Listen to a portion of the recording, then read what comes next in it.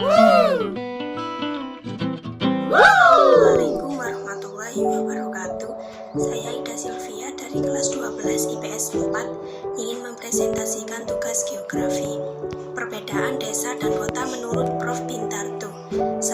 Masyarakat desa bersifat agraris dan homogen.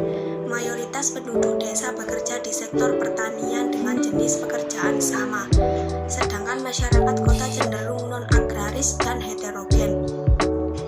Penduduk kota bekerja di luar sektor pertanian dengan jenis pekerjaan bermacam-macam. 2. Pekerjaan di desa bersifat umum dan rata-rata penduduk memiliki kemampuan sama. Mayoritas penduduk desa bekerja di sektor pertanian, maka ruang kerja terbuka, sedangkan di kota ruang kerja bersifat tertutup. Sebagian pekerjaan dilakukan di ruang terbuka, tetapi untuk perkantoran dilakukan di ruangan tertutup. 3. Musim sangat mempengaruhi pekerjaan di desa. Curah hujan sangat berpengaruh pada kegiatan pertanian, baik sawah, irigasi maupun ladang. Sedangkan musim tidak mempengaruhi pekerjaan di kota, hanya cenderung menjadi faktor penghambat. 4. Pekerjaan di desa bersifat umum dan rata-rata penduduk memiliki kemampuan sama, sedangkan pekerjaan di kota bervariasi dan ada spesialis pada bidang tertentu. 5. Desa jarak rumah dan tempat kerja cenderung dekat sehingga sarana transportasi tidak begitu diperlukan, sedangkan di kota jarak rumah dan tempat kerja kebanyakan jauh sehingga sarana transportasi sangat diperlukan. Interaksi desa dan kota keuangan desa menurut Jazuli yaitu 1. Bentuk desa linier atau memanjang mengikuti jalan raya atau alur sungai. Pola semacam ini dapat dijumpai di daerah dataran, terutama dataran rendah. Tujuannya mendekati prasarana transportasi, jalan atau alur sungai, sehingga memudahkan mobilitas manusia, barang, dan jasa. 2. Bentuk desa mengikuti garis pantai. Pola semacam ini dapat dijumpai di pesisir.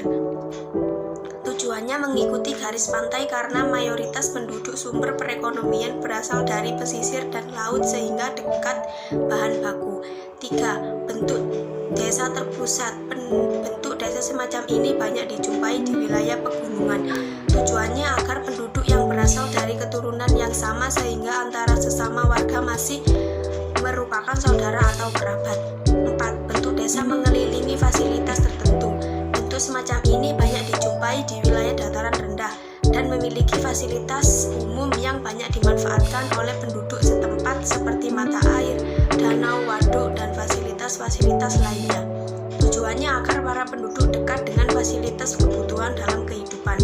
Pola keruangan desa menurut Profesor Bintarto yaitu 1. Mengikuti pantai di desa. Pantai susunan desa nelayan berbentuk memanjang sepanjang pantai. 2. Menyebar. Pola desa di daerah karst gunung adalah tersebar atau skaterit, merupakan nukleus yang berdiri sendiri. 3. Mengikuti jalan atau radial di daerah plain. Data susunan desanya mengikuti jalur jalan. 4. Radial. Mengikuti lereng. Pola desa ini berbentuk radial terhadap gunung dan memanjang sepanjang lereng gunung. 5. Mengikuti sungai di daerah plain. Data susunan desanya mengikuti jalur-jalur sungai.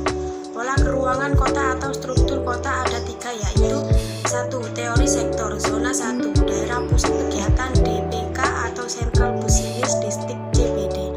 Zona 2. Daerah grosir dan manufaktur. Zona 4. Zona 3. Pemukiman kelas rendah. Zona 4. Pemukiman kelas menengah. Zona 5. Pemukiman kelas atas. 2. Teori inti ganda atau pusat kegiatan banyak. Zona 1. Daerah pusat kegiatan DPK atau Central Business District CBD.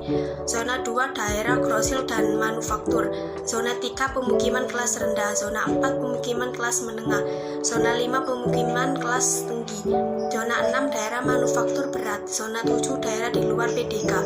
Zona 8. Pemukiman suburban. Zona 9. Daerah industri suburban. Teori ketinggian 3. Teori ketinggian bangunan.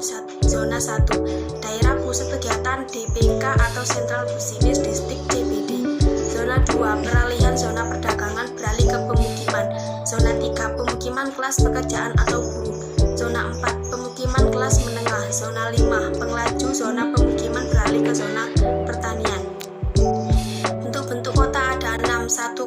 Anambas merupakan pusat kota yang berada pada daerah pinggiran seperti Chicago, Jakarta, dan Boston.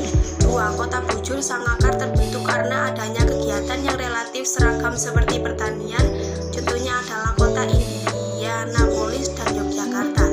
3. Kota persegi panjang pada dasarnya sama seperti kota yang berbentuk bujur sangkar, hanya saja pada kedua sisinya terdapat hambatan alami seperti topografi, hutan, atau gunung. 4. Kota bintang merupakan bentuk kota yang jalur transportasinya mirip dengan Ribbon City. Namun pada bentukan ini jalur transportasi tidak hanya satu arah, tetapi memiliki berbagai arah. Oleh karena itu ia disebut bentukan gurita atau bintang. 5. Kota bulat merupakan bentuk kota yang dianggap ideal karena jarak dari pusat kota ke ujung-ujung terluar kota hampir sama. 6. Kota memanjang atau Ribbon City. Dari bentuknya yang sangat memanjang dapat terlihat bahwa perkembangan kota ini sangat didominasi oleh peran jalur transportasi. Sekian dari presentasi saya. Terima kasih. Wassalamualaikum warahmatullahi wabarakatuh.